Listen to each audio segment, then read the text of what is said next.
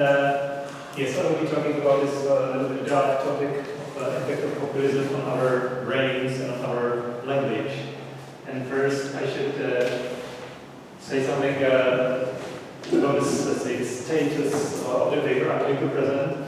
Actually, it's not like something I would like to publish, so it's going to be like a typical lecture when you're lecturing about a paper you will try to publish in somewhere in the future. Actually, I would like to present you with, let's say, like a big idea, a big framework that I have made, and which I would like to use to publish several papers. So it will be like more a broad picture of a problem.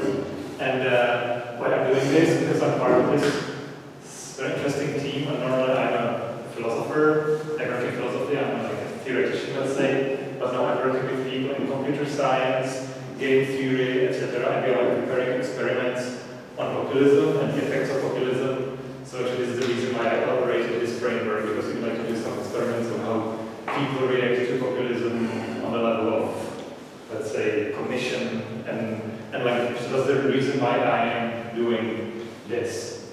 Now, when I will be talking about populism, so I thought I would like to show you what I mean by populism. Because not only we say the word, so you imagine a politician somewhere in a parliament saying, well, the people are in this country are really good and the politicians are terrible, and I don't represent these good people against these bad politicians. So people have this, let's say, mild idea of populists saying these things.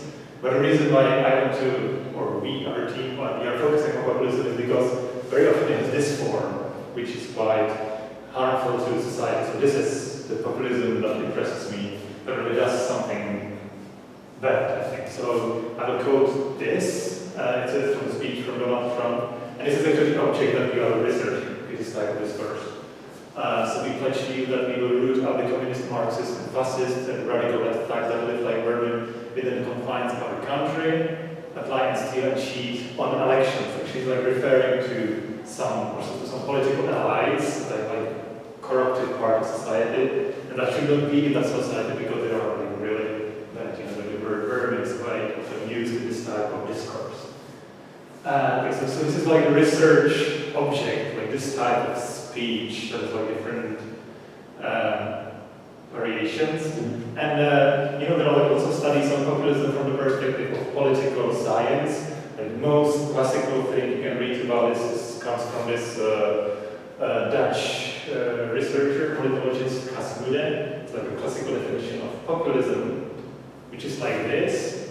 I define populism as an ideology that considers society to be ultimately separated into two homogeneous and antagonistic groups, the pure people versus the corrupt allies. So that's the populism works on this idea that there are two parts of the society and how the society is corrupted and we should get rid of them. Which argues that politics should be an expression of the volonté générale, general will of the people. So okay, when I'm a populist politician, I will represent the people against the so this is like a classical definition of populism, and this is a much quoted text. There's a different definition, but this is like the most classical one. But actually in my project, in our project, we are considering populism is my idea, how my idea comes. When I will be talking about populism, so for me it will not be only like this general idea of somebody, idea that you are trying to sell somewhere, but I would like to consider populism as a speech. Populism also has it's embodied in speech acts. The populists, they speak in a certain way, and it has certain effects. So I'm not so much considering, like, I'm not only focusing on the populism as an ideology, but as an ideology embodied in a certain discourse, which I consider to be sort of, it's like a sum of speech acts that have some epistemic and moral defect. I will explain that in more detail.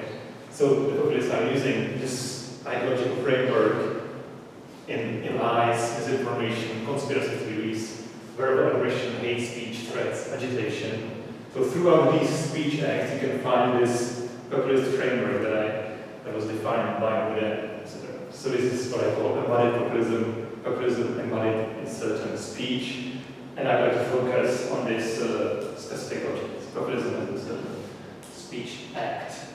Now, what I'd like to do, what is something new about my idea, let's say, what I'm going to do about this.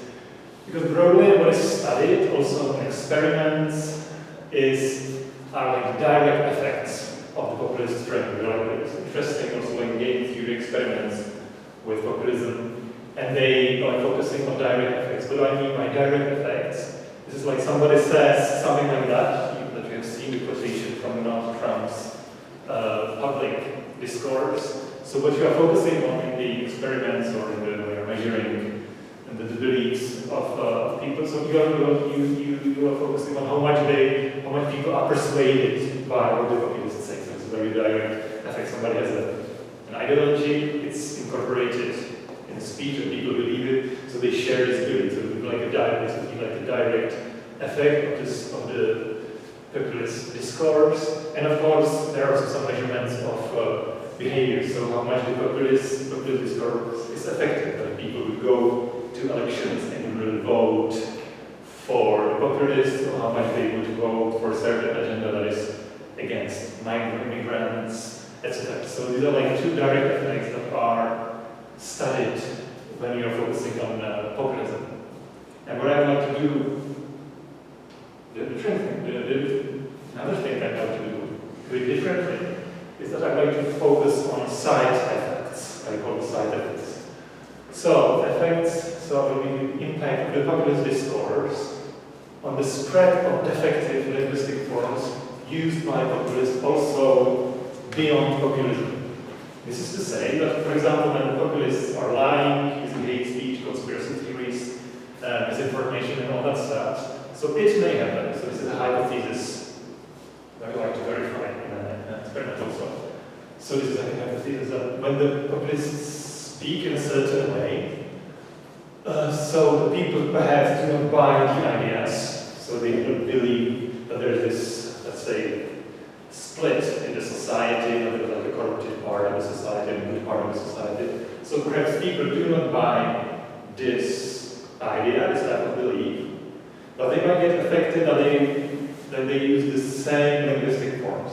So that they respond to populists, or reply to populists using hate speech, using lies, using disinformation. So this is to say that, for example, they might be using this type of discourse, which is very problematic. People might not believe the ideas that are expressed by populists, but what might happen is that the linguistic forms are accepted. So okay, so we will use the same weapon in this thing. So this is like the side effect of the populism. So people might be against populists, but they get, like, let's say, infected by the linguistic form that they're used by populists. So the populism moves like beyond, it's effective beyond the beliefs. I hope that makes sense. I will elaborate that in more detail. And the second thing is, so you are using the same language, you might be using the spread of linguistic forms. And the other thing is that there might be also a cognitive impact on how people think, say. Although you are not like buying the populist, the populist, let's say, ideas.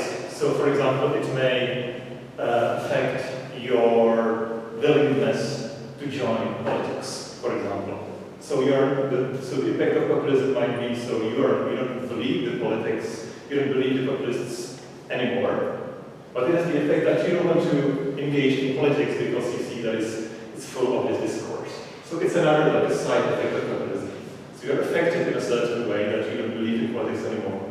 And this is a side, I call it like a cognitive side effect, like a willingness to do something. So I would like to describe this, I'm using these dark images, I'd like to really describe the whole linguistic and cognitive environment of a community which is, let's say, affected by populism, also within the scope of those directly affected by populism.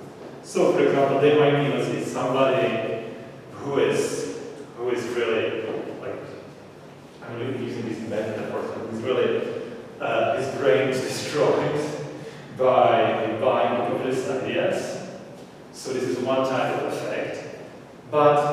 there are other type of effects, like after this war of populists, that some people are not like buying these ideas, but their like cognitive and linguistic say, abilities are affected by the very fact that populists are in the environment. I will make it so just to make it more clear. So what cognitive side effects I'm talking about. These are like a really big picture. You could write a paper about each of these things. That's the reason why I'm going to publish anything based on this paper, on this talk. It's really like I'm trying to put forward a certain framework that I'm using. So, as I said, it may affect your interest or disinterest in politics. You don't believe in populists, but you don't want to engage in politics anymore. So it's a certain impact of populism on you, even though you're not a populist. Or attention of recipients, or cognitive biases. It may, you don't buy concrete ideas, but it may make you think in a certain way. I will give more examples on that later. It may affect your willingness to join a discussion somewhere, and you use a medium, a network. You're susceptible to deception, ability to discern truth, and all these things. So all this can happen. So this is my hypothesis. When the populist discourse becomes, let's say, strong in a political environment, and these are the effects that can take place, although you are not persuaded by populist ideas. But these are like some cognitive effects. So this is what I would like to focus on. And then also some linguistic side effects, which are perhaps more visible. So because you know that, as I have said, the populists, this is an empiric effect, are using this type of, say, linguistic jargon, type of speech act. They lie, they use microaggression, they use misinformation, hate speech, conspiracy theories. And again, for example, when you are not persuaded by the populists, but you also unintentionally or unconsciously might be affected in terms of, so I will be using these also when when it's allowed to use this in a public discourse, I will be using this against populists, for example. So now when you do not believe in populists, but you are affected in terms of that you take this as normal to use this type of discourse. So actually this is a side effect of populism, that they might normalize these linguistic jargon also for those who oppose populism.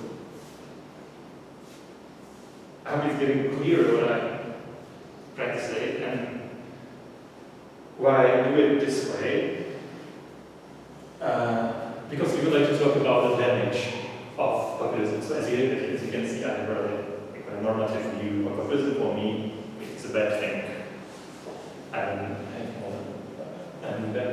But now when you want to measure the defects, so I would like to use this comparison to, I don't know if you heard about it in maybe 10 years in Chinese space programs. This would be a comparison. But there was how do you say it? There was the thing that goes around the satellite. So there was a satellite, Chinese satellite, that was destroyed by Chinese army. So there was like an experiment in the space that they destroyed the satellite. And now you might ask about what damage was made by this experiment. So evidently the satellite was damaged by the strike. So it's like one type of damage. But there's another type of damage that was also a lot talked about. That the small pieces started to circulate around the Earth, which created a certain problem for other space programs, etc. So there was like a side effects of this. And so this is like a comparison that I can use for populism. So for example, there are also the effects of somebody's mind is really corrupted by the fact that they believe in populism, but there are also these side effects. There are some people who were not like, persuaded by the populists, but by the very fact that they implanted in the let's say political environment this type of discourse. So these forms start to spread, although you are persuaded. So lies, hate speech, disinformation like spread in the political environment, and it's another type of damage. So if you want to measure the damage, you should look on both types of effects, side effects and direct effects. And I think it's also important for other things because you want to, I don't know, to measure them in a certain way. And I'm getting quite deep into Czech context, but there was a quite interesting debate about this report from the Czech, again, how do you say, let's get what I speak in English. So, which one? Which word? Vojenské zpravodajství. Like a secret services, secret services, intelligence services, okay, I don't know. And they had like a public report where they said that actually the disinformation, or the effect of disinformation is not so bad, and it was based on some numbers where people were like measuring how much are people persuaded by this information. So actually the number was not that dramatic, and after this was published, so the Czech entire system seemed like very happy about it. So you see, it's not that bad, and it's just a myth about this information. But it's because only the direct effects were measured. This is to say that you measure only how much people were persuaded by lies and etc., how much they were deceived, etc. But there are other sides, the other effects of spreading misinformation, etc. There's a certain types of informing or talking about the world becomes a norm, like epistemically effective. So perhaps you are not let's say, directly influenced by misinformation, you are not deceived, but you might like mimic the way of argumentation which is epistemically effective, etc. So there are like other let's say type of damage that goes along and that is not measured. So this is the reason we want to measure damage of certain that is caused by certain speech. You should also look on these side effects that I just enumerated. Okay, so this is the big idea, and I would like to focus like more into detail on several types of linguistic forms that are, let's say, effective in a certain way that are used in populism. And I would like to focus on how these forms are used by populists. And the point is that I'd like to focus on the side effects of using these specific, let's say, linguistic genre in the populist politics. So does it make sense more or less? Because this was like the introductory part, and I tried to sketch out the general idea. If you don't have any questions about that, it's more or less clear what I'm about. So now I will focus like on these concrete forms that has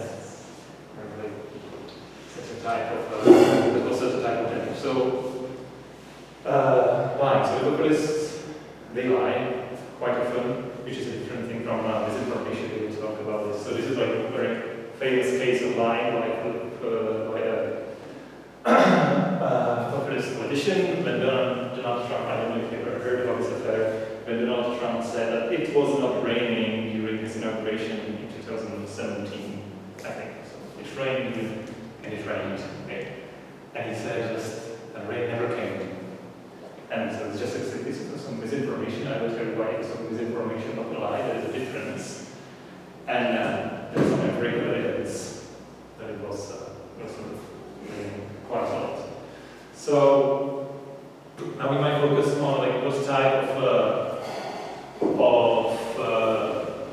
of thing is done in the politician is lying. How do we define lying? I'm quite persuaded by this approach to lying that was put forward Shona Shifrin. She has also one of the latest theory of free speech in philosophy, and she talks about lying and free speech. What is important to understand the populist lying is that very often it is like a non-deceptive lying. Because this is quite interesting about the Trump's case, that everybody saw that it was lying, that it was raining, getting many photographs of this kind. And nevertheless they said that it was not raining, so I think it can be considered as a lie, although the politician was trying to persuade everybody about the fact. This is just, he just doesn't want to publicly recognize that the inauguration didn't go well, etc. He wants to keep like he just doesn't want to recognize that. So I would like to define lying in this non-deceptive approach.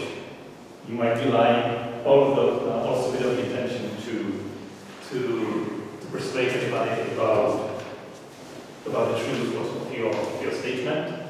So A claims P, A does not believe P, A is about A does not believe P.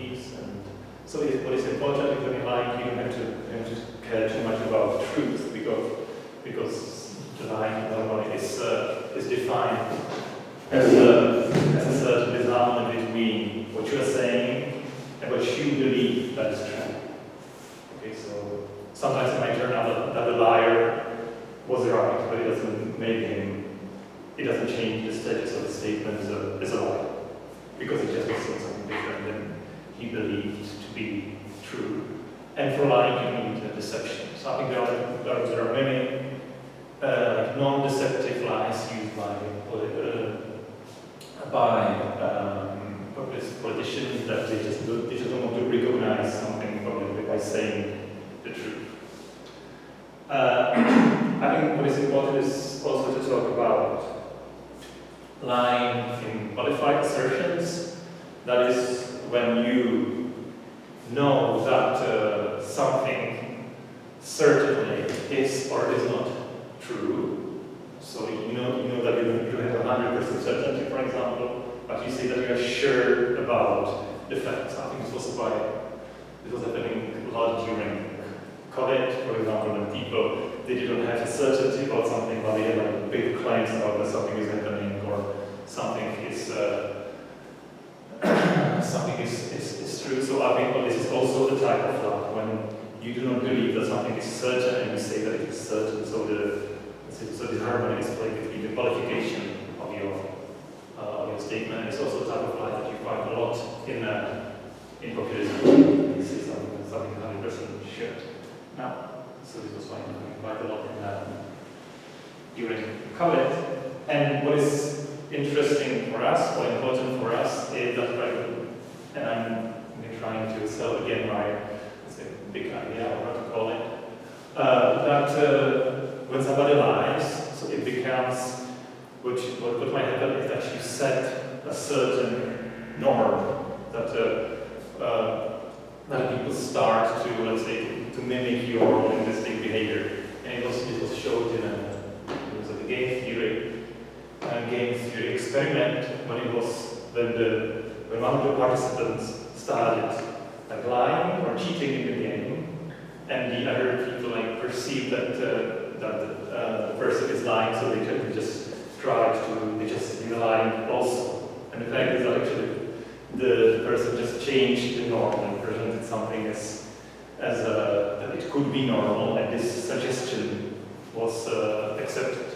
And I think this is something that can happen also in populism. So, for example, you might not be, like I said many times, you might not be persuaded by what the populists are saying, but you might accept unconsciously the idea, okay, it is perhaps normal to use this type of discourse when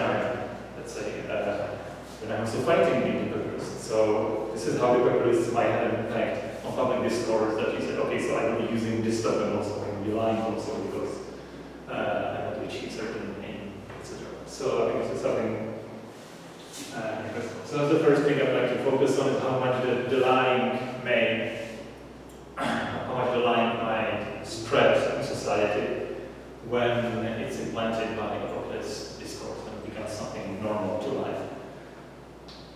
The second thing is I'd like to focus on misinformation or disinformation used in populist discourse.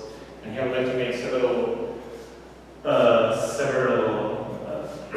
clarifications about what I mean by disinformation or misinformation, because I think there's some confusion about it. So first, I would like you to focus on these examples. These are two, I think, Facebook profiles, also on Twitter, in 2016, before the president election in the United States. One was like very leftist, one was like very alt-right conservative, and they were quite popular in the United States. And they had something in common that you can see very good. A lot of these profiles were made in St. Petersburg, in Russia. And it makes very good sense to speak about misinformation or disinformation in these cases, and I will explain to you why. But the first thing is that you perhaps cannot, because just remember this, that there are these two different sides of Facebook profiles. Another example of misinformation, quite interesting, that is still used in China. It's called 50 cent army, and it's also considered as a case of disinformation, and it works like that. And in China, because you know that their internet is quite like behind the wall, they don't have a normal connection. It doesn't have a normal connection with the rest of the world on the level of something on Google, the same way as we can do. But so there's some type of control of the Chinese internet by the Chinese government, but also like inside the country they need some control of what is happening on social media, etc. And what is happening quite often when there is some kind of protest appears on Chinese social media. So there's like a small army of people who respond to your message, and the thing is that they are not like protesting against you, but they are like shifting the attention from what you are saying. So for example, when you say that you are not happy with the local government in a Chinese city, that you would like to organize manifestation. So that is what will happen. You might get like 100 or 500 people like commenting on you, or like joining your cause, but not talking too much about your topic, but shifting the attention away to a different topic. And it is considered also as a type of misinformation. So why I'm giving you these two, and it's quite well described in these two tools. So I'm giving you this type of examples, because normally when people talk about disinformation or misinformation, they have a tendency to reduce it to deception or lying. But I think in the literature on this topic, it's much more useful to define disinformation in terms of manipulation. That is to say that this manipulate someone means that you made him behave or speak in a way that goes against their interest. So these two cases may be considered as a type of misinformation, but this one, because here actually, like the black thing is like a very leftist, but artificial leftist page, and the reason why they made it is just to increase the polarization in the American debate between the conservatives and the liberals. And it can be considered as a disinformation, although they were not saying something, they were not lying about anything, but it was disinformation because they were manipulating the people by what they were saying. They were just trying to heat up the debate, to make the gap between the two political camps more dividing, etc. So these are disinformation, although they were just repeating the same things as the leftists are saying, but the intention was to manipulate, so it could be considered as a disinformation or misinformation because of the goal of the information they were sending. They were manipulating the people by, let's say, by the degree of aggressivity of the post, etc. And And the same thing here, it's like a disinformation because they're like manipulating with the attention of the people who like read the original post or like the original text, and they're like shifting the attention away from the original post to some different topics. So again, it was a type of disinformation because they were manipulating with the people. I'm just saying this because of disinformation. Also, disinformation can be defined in terms of deception or lying, but it's much better to use the term manipulation because sometimes you are not trying to deceive, but to manipulate also in other ways. And there are like some aims that are described in the literature. The aims might be, as I said, polarization or distraction of the citizen army, just trying to distract the attention of people to other topics, or actually the opposite of deceiving someone. When you are like posting a disinformation, so sometimes the aim is not to persuade somebody, but the aim is that they don't believe you, but actually they don't believe also the other messages. So this is crazy, but also maybe the other messages will also actually not believe that the same way. So I think it's much better to talk about this information in terms of manipulation. And again, this is something that can spread in society. That it can become like normal to use this type of manipulation. Although you are not buying the populist discourse, it's using one misinformation law. So you might not believe the populists, but you might accept this as a norm of, let's say, fighting in the political area. So this is this effect of populism when it becomes dominant, because it's one of the important weapons, let's say, of populists to manipulate by disinformation. And another thing about misinformation is that it should not be reduced to falsity. I think it's a good thing to maybe goes along with what I just said. It's not good to define misinformation in terms of falsity, because there might be some other epistemic defects. For example, in this case, when Donald Trump said about this controversial policy of separating immigrant parents from their children, that, under President Obama, you had separation, I was the one that ended it. So actually, he was not lying. So actually, it's true in a certain way, but actually he's omitting a very important information that it was the politicians connected to him who implanted this type of politics. I don't know if you heard about this. This was happening in the United States 10 years ago when some people came from Mexico, there was like a family, and they had this politics that they kept the kids in the US, but the parents had to go back. It was like very controversial. So, important thing that is happening here is that Trump didn't say the whole truth.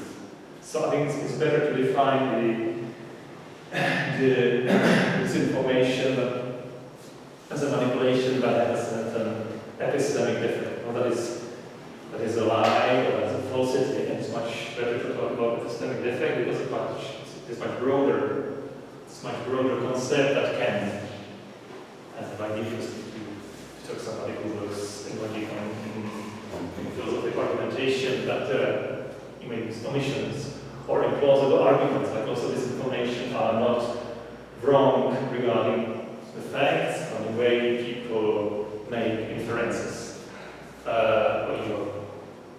etc. So there are other types of epistemic defect. Again, it's better to define this type of discourse in terms of epistemic defect that is used to manipulate, rather than a deceptive information that is not true, because then you leave out lots of other types of disinformation that are used to manipulate people. And again, this is important when you want to measure what might be the effects of populist discourse using disinformation, because this again may become a norm also for somebody who is not persuaded by populists.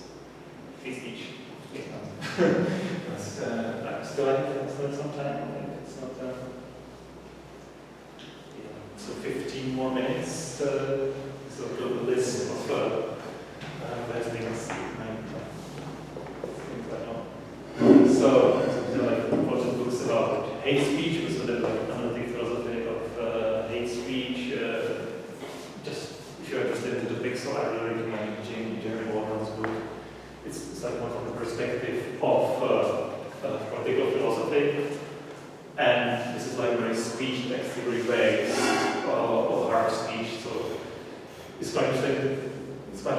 quite interesting to see that speech theory went through certain revival in the 1990s, and it was thanks to these kind of topics. Now it's like applied a lot on hate speech and disinformation. So it's applied philosophy of language. The speech theory came back, for example, in this book. So what is hate speech? This is a hate speech. This is something that appeared on the Holocaust Memorial in Florida. Or of course, you have some cases of hate speech in the Czech Republic. And there's not English speaker. This is our former president saying something about transgender people, like producing hate speech directly on a television program. So, how do we define hate speech, or some analytical philosophy of language, or an applied philosophy of language? So actually, it's not just a speech that is expressing certain hate against somebody, and the hate speech is when you're attacking or targeting a certain group. So, for example, when you're arguing with somebody in a hospital, in a pub with your friend, and you have like a dispute, and it becomes kind of like expressive. So it is not a hate speech. Hate speech language is when you are addressing your aggressive language towards somebody because he makes part of the group. So it's like homophobic or against migrants, against misogynic speech, etc. So this is hate speech, but the group aspect is in it. And another important thing that was actually an idea defended by Jeremy Corbyn, that we talk about hate speech not because it's an expression of hate, but because the hate is something that you want to say, elicit or induce in a society, which is again quite important for populist discourse, because populism, hate speech is one of the important linguistic genre in populist speech. But very often the populists are not in an emotional state. They are not expressing any authentic hate, but it's still hate speech because by the speech they are trying to elicit certain hostility or hate against a certain group. So this is the reason why we speak of hate speech, because this is the effect, and this is also the reason why speech act theory is like very strong in this area, because you can use this terminology quite well to describe this type of talking. The hatred is really the evolutionary effect you want to achieve by certain speech act. And again, this is like some studies that demonstrate how hate speech is like one of the dominant linguistic genre in populism. But what is more interesting, quite interesting for me and my colleagues who are preparing the experiment, which will be concerning the populist hate speech, that there are some important experiments that show how the hate speech spreads in a society when it becomes certain norms. And there are an interesting experiment made by Fabian Winter and Amelia Alvarez. They showed like 4 different patterns, and people were supposed to respond to hateful speech, and actually it's quite evident that they were like when they were like very aggressive hate speech, they were responding in an aggressive way. So that actually they were like mimicking the style of the people they were opposing to, which I think goes quite along with my hypothesis that actually they were like affected, although they were in disagreement with this so populist-based hate speech, so they were like affected by the way of talk on social media, and they also like reproducing the hate speech at the level of form.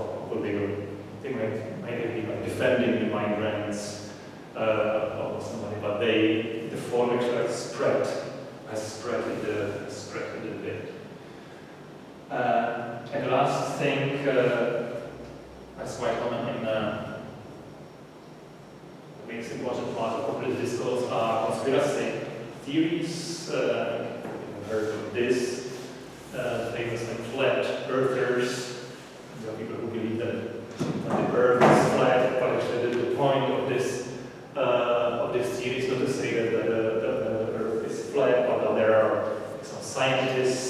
certain politicians who made a conspiracy about telling the people that the globe is not globe, but it is a flat object, and the obviously conspiracy is just to, it's let's say, how to say, to get rid of the Christian view of the world, and these people, they believe that the authentic Christians should believe that this is that the earth is flat. So, and somebody who's trying to get rid of the Christian tradition is just trying to put away this fact, and etc. It's like completely crazy. But what are conspiracy theories? Important books about the phenomenon. Maybe more common conspiracy that you heard, like different conspiracy theories about the 911. So, besides the official explanation, you have like lots of conspiracy theories like saying what really happened, that it was prepared by politicians, by the American politicians, etc. So these are like important publications on this. And so what defines then, and I think the most important part of definition is the last one, because sometimes the conspiracy theories are just like bad explanations of the world. So, for example, you don't believe the official explanation of 911. And if something is not good about this explanation, so you're trying to find some other explanation. You say that the George Bush family got together with the weapon industry and the organized that, etc. So sometimes it is said that conspiracy theories are just bad or not very well, not like evidence-based theories, that there are also epistemic defects. But the important thing about conspiracy theories are that they are like accusations. They are blaming somebody for something. For example, it's like a conspiracy about COVID-19 is not just like an alternate explanation why we had COVID, but it's also blaming the, let's say, the doctors or other people for like causing it, and actually the result of this, that people were like attacking these people. So these are not only explanations but accusations of somebody. And this is the reason why it might get it might be dangerous to spread conspiracy theories. I might skip these, like more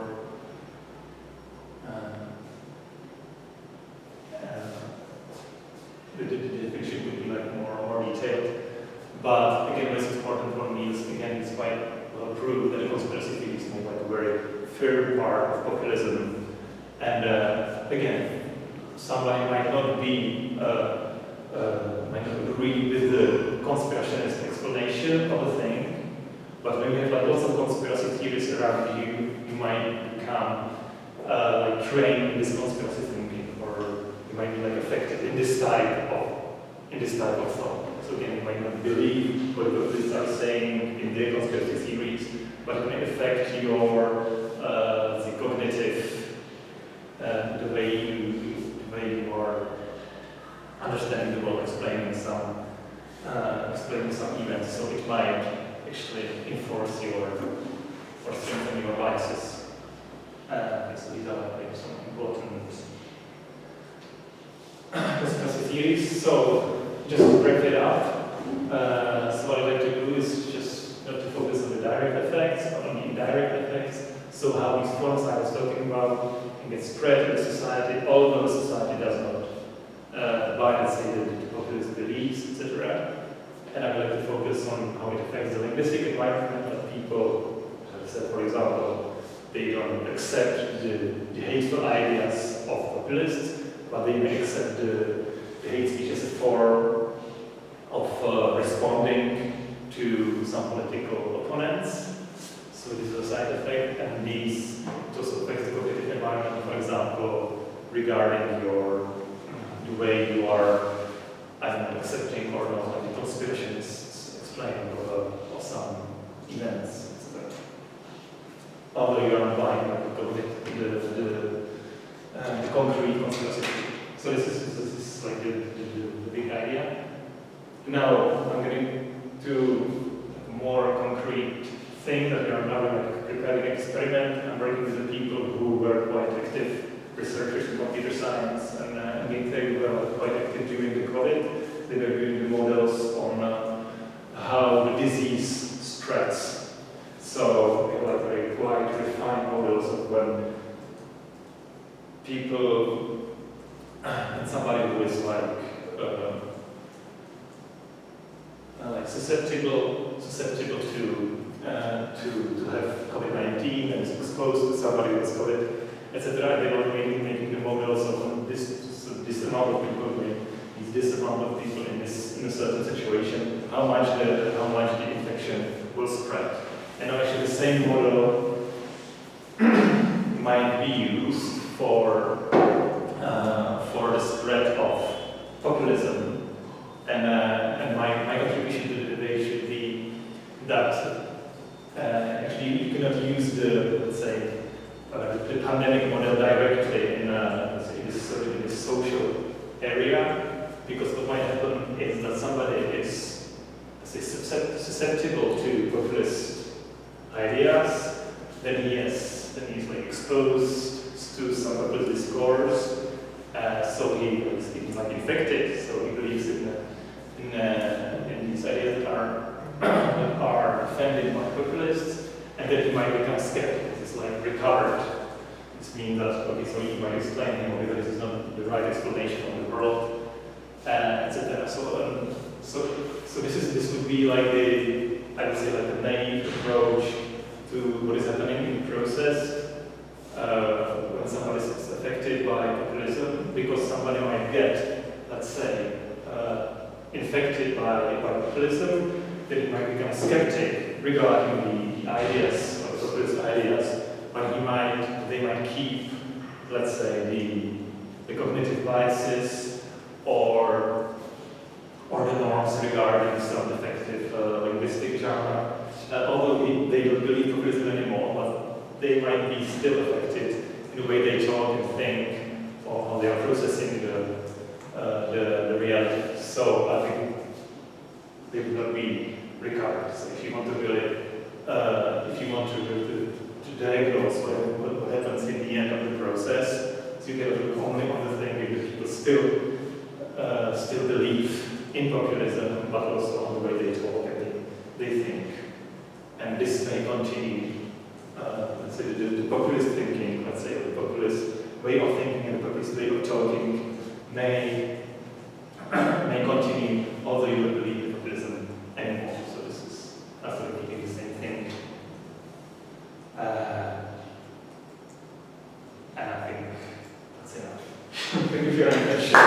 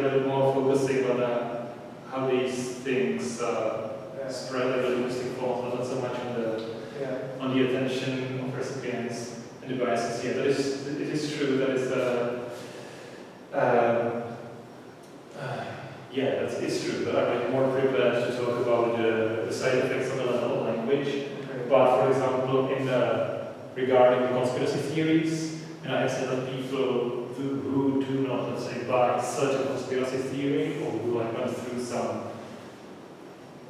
belief to the conspiracy theories, and that they were persuaded that it was not true. So it might happen that you keep the biases, for example, like intentional bias, and you believe that there was an accident, so you believe that there must have been someone who did it. So it's called like intentional bias. You're still looking for someone who made it. So you are like prepared to interpret the world in terms of like agency or somehow it was like evidently an accident. So I think this is something that could happen in conspiracy theories, that you become trained in a certain way of thinking, and then when you get rid of the belief in certain conspiracy theories, you still may have this tendency to interpret the world in this way. And I would call this like cognitive damage. Which is fine, but it seems like a lot of things are in this basket, including some kind of preferences, like interest, disinterest in politics doesn't seem quite officially as something cognitive. So maybe it would be better to go with, I don't know, epistemic, but interest and disinterest in politics is not even epistemic, I would say. So just a lot of things are in this. Yeah, well, I suppose pretacognitive. Okay. Yeah. But it was not maybe, but it seems to me that the main hypothesis is that the spread of populism has this side effect even beyond the populist context. And it seems to me that I'm not sure that I saw any evidence for this hypothesis. There were some, somehow on some slides you had some speech by Trump, for instance, in which he lied, according to this slide. And there was some suggestion, in this way, the politicians tend to pollute the environment because they function as kind of role models, and the people think that you can get away with lying and they suppress. So, but one thing is that it's not even clear that this was a kind of populist speech in the first place, because at the beginning you defined populist speech by some characteristics, that the populist speech has to have this normal people, good people, and then the opposite, the elite, the corrupt people. So it's not even clear to me that this kind of speeches which you gave as examples really satisfy the definition of populism. Maybe yes, maybe no, I do not know the context. And also the studies, you mentioned psychological studies, were not directly about populism. So, I would like to see specifically that spread of populism not only correlates with the spread of features such as conspiracy theories, lying, misinformation, because that seems to be quite kind of trivial, because you define populism in part in terms of those features. So the populist speech usually involves some kind of misinformation, some kind of lying. So of course, those features are going to spread if populism is going to spread. Not necessarily beyond the context of populism, that needs to be shown. And then I would like to see a specific example, not just correlation, but something like causation.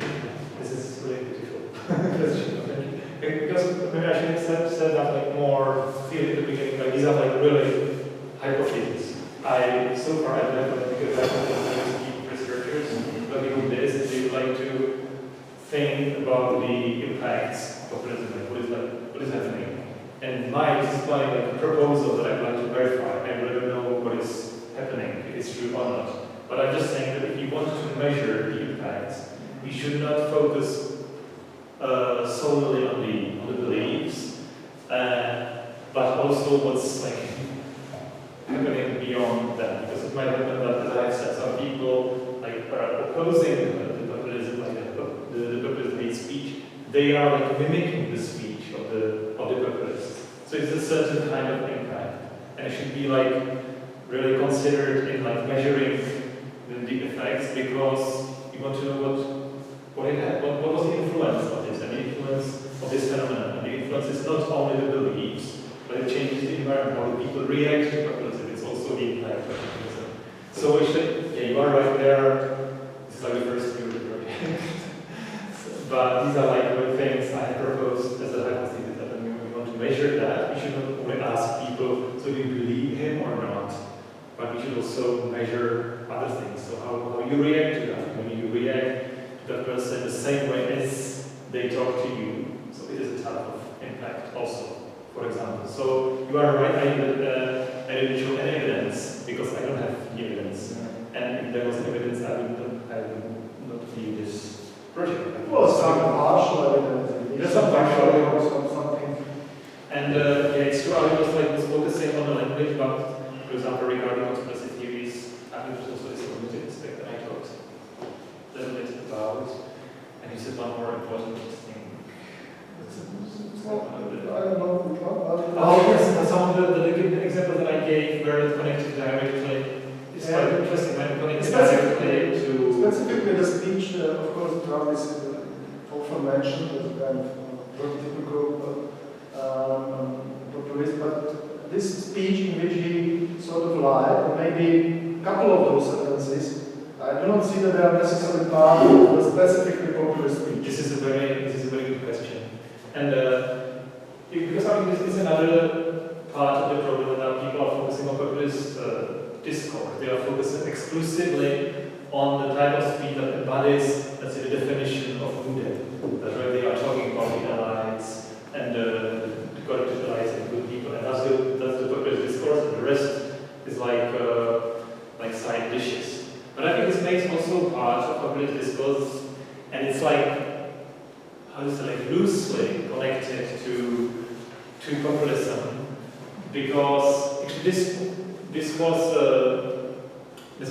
makes also a part of the political agenda, because the politician doesn't want to, he wants to say that there are some people who are lying about actually what happened during the inauguration, like bad media, like CNN lying about what happened. It just never happened. So it makes it's connected to the whole, let's say, I don't know, the way the person presents politics and media. So it doesn't embody the populism directly, but it is not like by chance that the populists are lying a lot.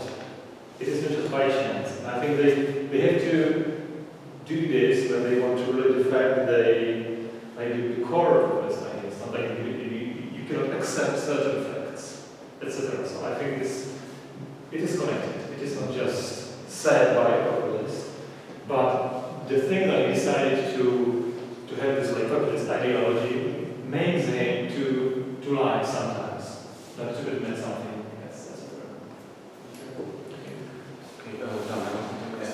Thanks a lot. So I have a general question about your methodology. I was wondering whether you think that it relies on the subject-object distinction rather than might constrain the results. Because what you seem to present is this detached mind scientist, consciousness subject that looks down to the object which is, let's say, populism. And I think there is a movement, there is a possibility of going back and exploring sort of self-understanding of the scientists. Because the features that you define as constitutive of populism, like lies, misinformation, and epistemic difficulties, deficiencies, they seem to be very much a part of ordinary life. I use misinformation all the time. This is just what socialized individuals do. And I think if we talk about traditions, then it's just like an obvious truth.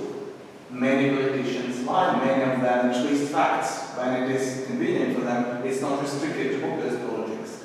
And if we do some sociology science, we will find the same thing. It's much more normal phenomenon than what makes it unique in case of populism. Then there is always question. Because let's imagine that there is a Thompson board over here. I don't think we can convince him with this. I don't think it will be a decisive, a convincing debate, because we're getting bogged down in facts and references to who has lied, when he has lied, and so on and so on. Right? So things sort of it doesn't bring us closer to the phenomenon of populism because it gives us something exaggerated. Maybe there are more lies there, but surely it does not consist of lies.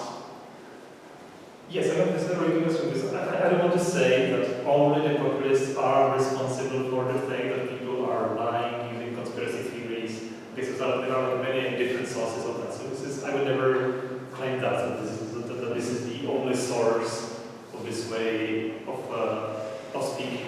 But actually, my idea is that when there are experiments or theories about populism, so when people are, when you talk about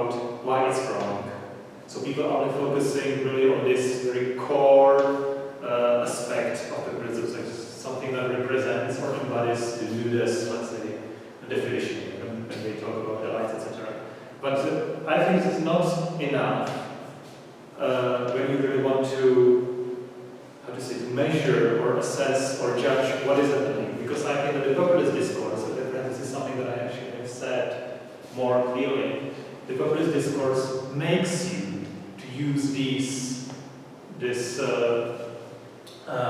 linguistic genre in your politics. I think you're like pushed to misinformation, you are pushed to conspiracy theories because of this core idea, which is like a division of the society into halves, which is actually not something like factual. And then when you want to sell this idea, so you have to lie, you have to put forward some conspiracy theories, etc. So actually, the very ideology makes you to use this way, this linguistic genre, and it has a certain impact. And this is the reason why I'm doing the whole thing, that it's not enough that you look on the impact of the core idea, but also on the impact of the way of speaking and the way of thinking that necessarily goes along with it. And then you will have like a really like a rich picture of why it is problematic. Does it make sense? So first thing is, I'm not saying that only populists are responsible for that. Also there are other sources, but I'm saying that the populists they are actually pushed by the ideology to talk this way, and it has certain effects. It's not by accident that they are using these genres. Next question from Preston. So let me start with just a question. So how do you propose to operationalize and then measure these indirect effects in such a way as to think that they are reliably traced to the influence of populism as opposed to something else, especially given that you admit that these are the kind of things that lots of people do. So what do you have, I understand it's the beginning of the project, but what do you have in mind in terms of like, because I can see how you just poll people in terms of their conspiracy theories and then you just show them what their views are. Yeah, this is a very good question. My idea, for example, regarding the populist hate speech is like to make a sort of experiment where you look on people, how they react to this type of populist discourse. You do like 3 or 4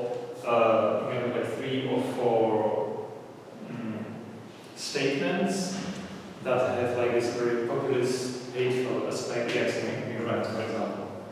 And then I'd like to look on how people, when you ask the people to produce counter speech regarding this way of talking, how do they react? And I would like to see if they will be like mimicking really the hateful aspect of the speech, if they use hate speech against hate speech or not. So actually they will be like influenced by the populists, although they are like buying the idea, but they will be influenced on the level of linguistic form. And so for example, this is a speaker that you look at, it makes sense. And but you can make like a comparison, because some populists very often, I'm not using like hate speech, you might have a populist discourse that is just saying something against migrants, like without the hateful aspect, and you ask people to react, and you can see if this affects the discussion. Okay, all right, that gives me a sense. I'd like to see the details just to see how it works out, but that gives me an idea now how it go. Let me now raise a more sort of general objection to the view, because it sounds like you're coming at this from a very, I appreciate the back and forth with Daniel in terms of granting that there are other sort of modes of discourse that lead to this kind of thing, it's not just populism. But then I wonder about whether characterizing the problem that we're facing in places like the United States and parts of Europe in terms of populism as this conflict between the good people and the elite is driven by the populists is the right way of thinking about it. So just in terms of trusted institutions and a sense that the elite don't like the common people, just a couple of examples. So CNN had this news report in 2017 or 2018 where these kids from Covington High School were in Washington, D.C., they were in the public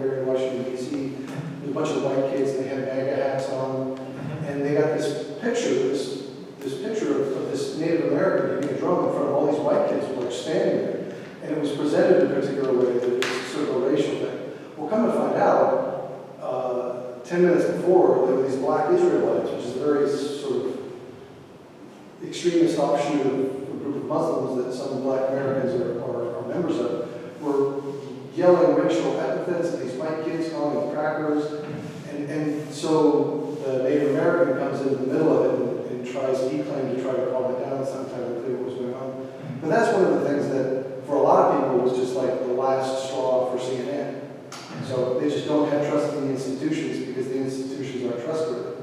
The second thing is, when Hillary Clinton, during the 2016 election, referred to Trump supporters as deplorables, I was living in Pittsburgh at the time. There was a guy around the corner from where I lived who was a union plumber, retired, but he'd been a union worker his entire life, and he was furious because he told me, he said, she's talking about me.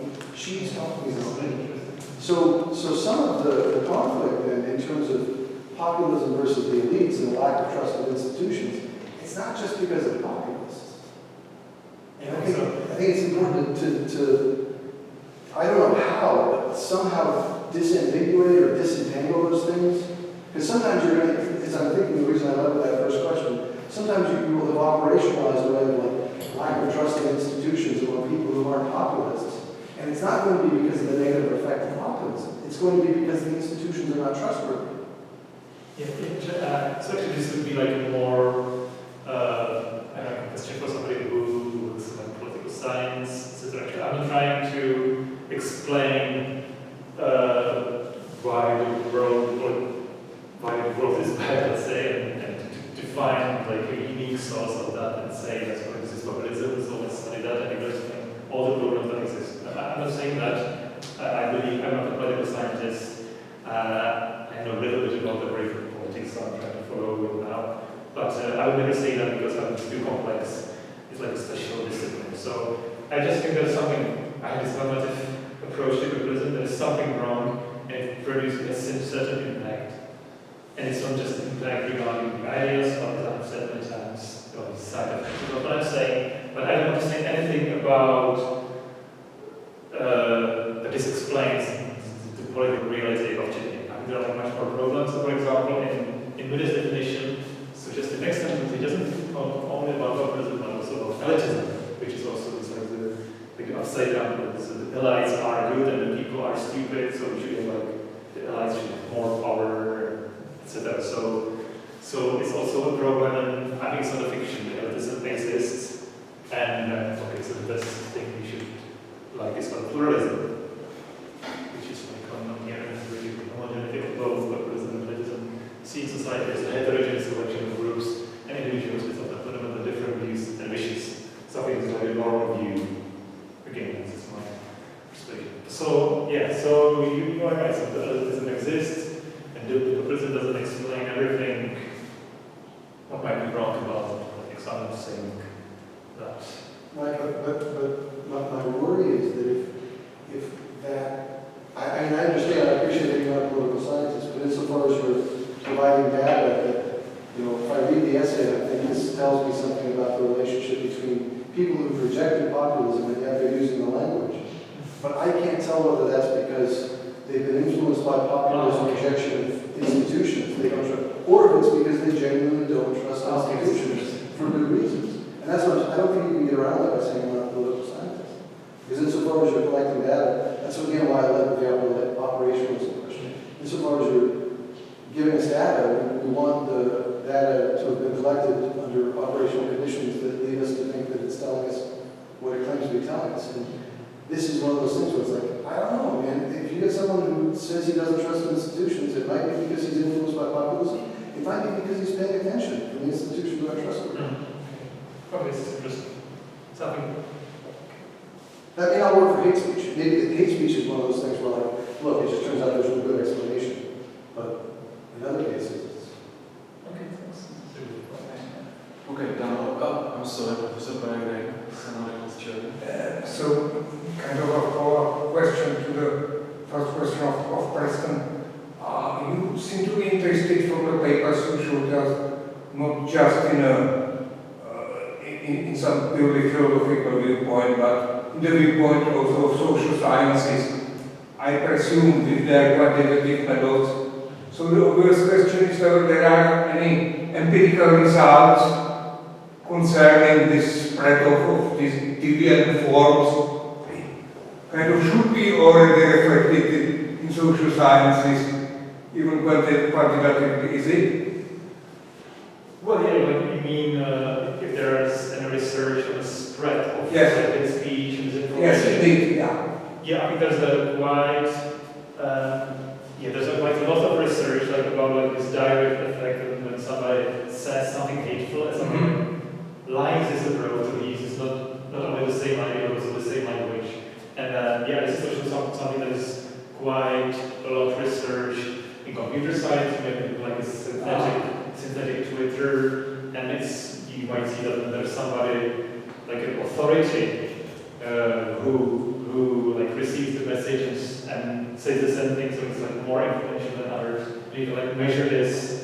So there are a bunch of these studies, but yes, so it already exists, and the new thing I'm trying to do is if there's also impact on people who like are opposing the thing. Okay. But you're opposing it in a way that you actually buy a part of what you are opposing. So this should be like the new aspect of what I'm trying to do. But there's plenty of these experiments, and it's quite interesting. There are lots of good simulations of Twitter that you can now simulate what will happen on Twitter if an authority, for example, the president, says something. So you can really presume, thanks to these like synthetic Twitter, what will happen in several weeks if you do not do something. That's interesting. Thanks a lot for the previous reply. I appreciate it. I see how it makes your position more coherent. My next question would be whether this kind of resolution is not a too easy way out. Because as far as I understand your answer would be, well, certain people are inclined to use misinformation, and therefore they use it more frequently because they have started with a false story about false differentiating different people. And then the question would be, what kind of community have started? What kind of community have started itself with a true story? And whether truth and falsity is valuable criterion here. Because, well, again, if you go back to this discussion with an alleged Trump supporter, the problem would be that the truth reference wouldn't work. Not that he would just refuse to answer criticism, he would give you more and more references to more and more people. So the problem is exactly that the framework of truth will be shifted. And therefore, I think it is a plausible argument for someone who already shares the position that this is not a true story, therefore they have to lie. But if we attain more sociological perspective, then it will seem to be that the truth is brought to please participants, not the other way around. So actually, I understand what you're asking about. Or like how to solve the problem, because I'm not focusing so much on the solutions, but on the phenomenon, how big it is, and I think that it is bigger than we think because it's not only about beliefs, etc. And I haven't been talking too much about what to do about it, but actually I understand what you're asking about how to fight the phenomenon, the fight impacts. Well, not necessarily, but it's an important question because well, if we tell the story this way, then there are no many ways to avoid it. We have started with a group of people who simply are encapsulated in their story, and they are aggressive, they're full of anger, they might call it disinformation. There is not much we can do about it. Well, okay, so philosophically. This is like a really nice question. I could be talking about for like 1 hour. Because there's like a big literature on what to do with people who like really engage in certain misinformation, etc. And also there's a big literature about the limitations of fact-checking. Just to put it briefly, the important thing is that there's like no single solution. You always have to combine things, so you have to do like fact-checking, etc. But for example, there's a problem about that people are spreading hate speech. Like a known problem, but actually they don't know that it is hateful. For lots of people, it is like considered that they go like through like a normal education. For them, it is like a normal way of talking. So, for example, just to give a signal to somebody that works, that what what you have said is hateful, etc. And they might start to think about this. And the second thing, there are like lots of experiments on what works and what does not work. For example, one thing that works very well, and you can do this like sitting by a computer and fighting hate speech. They have like bots and AI, like because it's like in hundreds of thousands of hate speech, so you need like robots to do it. And what works is like reminding the people of the impacts of hate speech on the people who are targets of hate speech. So for example, you referred what happened of somebody who became target of like 100,000 of hateful messages that they had to like move away, change his job, change his name, etc. This works when people are inclined to delete the hateful messages also like one month, what they said like 1 month before that, so they are like inclined to delete that also, and they are persuaded by your argument. And another thing that works is when you point to consequences for their personal life. For example, when you say, okay, so you might be saying this, but don't remember that your boss will see that your, etc. So there are like many things that you can do on the internet, but you can do it yourself. You need like really, you need to do some program, etc. It should be like automatized. What I meant is that basically you can say that the story with which populists start their political career is false, only at the same time the saying that their arguments are relying on lies and misinterpretations. You cannot say, first there is this untrue story, and then they started lying around. This sort of happens at the same time. You assume the framework, and then it appears to be false. If you don't assume this framework, then you cannot at the same time claim consistently that their arguments are misinformation in most So you are saying that the lie becomes a lie only when you... So you take the original story, that the Jews, you say, well, they are not cheaters, they have not robbed us of our money, and therefore everything that a Nazi politician says is misinformation. What Nazi politician would challenge is exactly the basic assumption. If it is not false, then everything else is not misinformation. You cannot verify whether the basic assumption is false or right independently.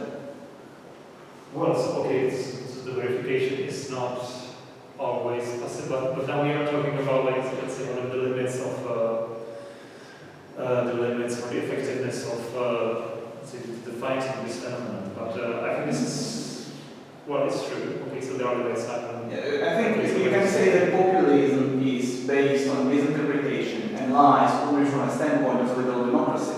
No, it's a lie, like from the. If we go to the concrete factual debates, maybe we can go on after the lecture. But if you go to the factual debates and you're going to start referring to concrete cases of lies, you can make a case of saying that this kind of politician lie more because they start with a false story, only insofar as already assumed a system of references that you consider to be true. Yeah, because I have a little different view on this. I don't believe too much on the system of references. I think we could lie in the. Yeah, I think that when lie takes place, when false story takes place, then you have a reality. Then you have a person that says something. The person knows what is the real story. These things happen. You know what is the real story. You're persuaded that you know what is the real story. It's your own belief. Then you say something, it's like a statement or assertion, depends. And you don't correspond. You don't need any system of references. This is just you don't need anybody. You may be like, oh, the person is lying. So this is when it starts to be a lie. Like 90% of definitions of lying are of this kind. You don't need like any special framework. Does that make sense? Yes, but you explained that some are inclined more to lie because they are into a certain framework which has been set by a starting point which you define as false. Some people are more inclined to lie than others. That's your argument. That's what populism is. A framework where people have to lie because the starting point is false. Yes, because so you can't verify the starting point in the same way. Well, yeah, okay, so it's based on the presumption that this like division or this view of society like divided into corrupted and non-corrupted part, when the corrupted part is trying to do something bad to the corrupted part, etc. So there's a presumption that this view is slight, there's like no evidence for it. This is just like really, okay, I'm arguing that this is like an ideology, it's not a truth. Okay, so I'm arguing. But now when you are like following this story, so you are made to use certain like defective linguistic genre because you're just made to defend something that doesn't have a like firm evidence. So you are made to use like conspiracy theories, lying, and it is not by chance, but because we have decided at the beginning to present social reality in a way that is completely hallucinogenic. Yeah, that's the problem, I think, because there is no doubt that it is hallucinogenic. It's clearly it is deficient, it's just there is no obvious way of saying and demonstrating that it is deficient without really assuming partial things which people don't assume. Okay, it's actually Okay. Thank you once again.